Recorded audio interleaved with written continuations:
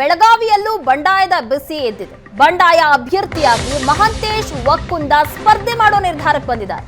ಬೆಳಗಾವಿ ನಗರ BJP ಉಪಾಧ್ಯಕ್ಷ ಮಹಾಂತೇಶ್ ವಕ್ಕುಂದ. ಇಲ್ಲಿ ಜಗದೀಶ್ ಶೆಟ್ಟರ್ ಅವರಿಗೆ ಬೆಳಗಾವಿಯಲ್ಲಿ ಟಿಕೆಟ್ ಕೊಡಲಾಗಿದೆ. ಇದಕ್ಕೆ ವಿರೋಧ ವ್ಯಕ್ತವಾಗ್ತಾ ಇದೆ.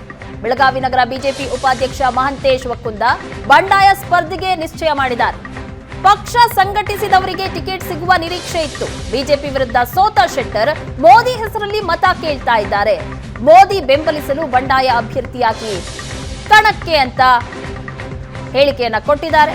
ನಾನು ಬಂಡಾಯ ಅಭ್ಯರ್ಥಿಯಾಗಿ ಸ್ಪರ್ಧೆ ಮಾಡ್ತೀನಿ ಅನ್ನುವಂತಹ ನಿರ್ಧಾರವನ್ನ ಈಗ ಬೆಳಗಾವಿ ನಗರ ಬಿಜೆಪಿ ಉಪಾಧ್ಯಕ್ಷ ಮಹಾಂತೇಶ್ ವಕ್ಕುಂದ ಮಾಡಿದ್ದಾರೆ. ಶೆಟ್ಟರ್ ಅವರಿಗೆ ವಿರೋಧ ವ್ಯಕ್ತವಾಗಿತ್ತು. ಅವರಿಗೆ ಟಿಕೆಟ್ ಘೋಷಣೆ ಆದಾಗಿನಿಂದ ಒಬ್ಬೊಬ್ಬರನ್ನೇ ಸಮಾಧಾನ ಮಾಡೋ ಕೆಲಸ ಮಾಡ್ತಾ ಇದ್ದಾರೆ. ಇದೀಗ ಮಹಾಂತೇಶ್ ವಕ್ಕುಂದ ಬಂಡಾಯ ಸ್ಪರ್ಧೆಗೆ ನಿರ್ಧಾರ ಮಾಡಿದ್ದಾರೆ. ಚುನಾವಣೆಗಳಾಗ್ತಾ ಇದ್ದಾವೆ, ಏನು ನಡೀತಾ ಇದ್ದಾವೆ ಅಂತ ಎಲ್ಲರೂ ತಾವು ಗಮನಿಸಿದ್ದೀರಿ. ನಾನು ಒಬ್ಬ ಭಾರತೀಯ ಜನತಾ ಪಾರ್ಟಿಯ ಪದಾಧಿಕಾರಿಯಾಗಿದ್ದು ನನ್ನ ಥರ ಸಾಕಷ್ಟು ಜನ ಬೆಳಗಾವಿಯಲ್ಲಿ ಭಾರತೀಯ ಜನತಾ ಪಾರ್ಟಿ ಕಡೆಯಿಂದ ಲೋಕಸಭೆ ಆಕಾಂಕ್ಷಿಗಳಾಗಿದ್ದರು.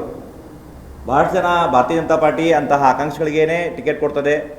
ಯಾರು ಹಗಲಿರುಳು ದುಡಿದು ಪಾರ್ಟಿಯನ್ನು ಕಟ್ತಾರೆ, ಬೆಳೆಸ್ತಾರೆ. ಯಾರು ರಾತ್ರಿ 3 ಗಂಟೆಗೆ ನಾಳೆ ನಗರ ಅಲಂಕಾರವನ್ನು ಮಾಡಬೇಕು ಅಂತಂದ್ರೆ ಚೆನ್ನಮ್ಮ ವೃತ್ತದಾಗ ಬಂದು ಪಾರ್ಟಿಯ ಧ್ವಜವನ್ನು ಕಟ್ತಾರೆ.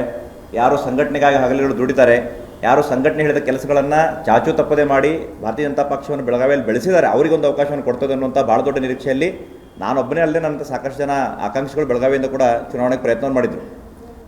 ಆದರೆ ದುರದೃಷ್ಟವಶಾತ್ ನಾವಿವತ್ತು ಬೆಳಗಾವಿಯ ಯಾವೊಬ್ಬ ನಾಯಕನಿಗೂ ಯಾವೊಬ್ಬ ಪಕ್ಷದ ಪದಾಧಿಕಾರಿಗೂ ಇವತ್ತು ಭಾರತೀಯ ಜನತಾ ಪಾರ್ಟಿ ಟಿಕೆಟನ್ನು ಕೊಡದೆ ಬೆಳಗಾವಿಯ ಮೇಲೆ ಭಾರತೀಯ ಜನತಾ ಪಾರ್ಟಿಯನ್ನು ಯಾರು ಬಿಟ್ಟು ಹೋಗಿದ್ರು, 1 ವರ್ಷದ ಕೆಳಗಡೆ ಭಾರತೀಯ ಜನತಾ ಪಾರ್ಟಿಯನ್ನು ಬಿಟ್ಟು ತಮಗೆ ಒಂದು ಅವಕಾಶ ಸಿಗಲಿಲ್ಲ ಅನ್ನೋ ಕಾರಣಕ್ಕಾಗಿ ಬೇರೆ ಪಕ್ಷವನ್ನು ಸೇರಿಕೊಂಡು ಈ ದೇಶದ ಪ್ರಧಾನಮಂತ್ರಿಯನ್ನು ನಿಂದಿಸಿತು.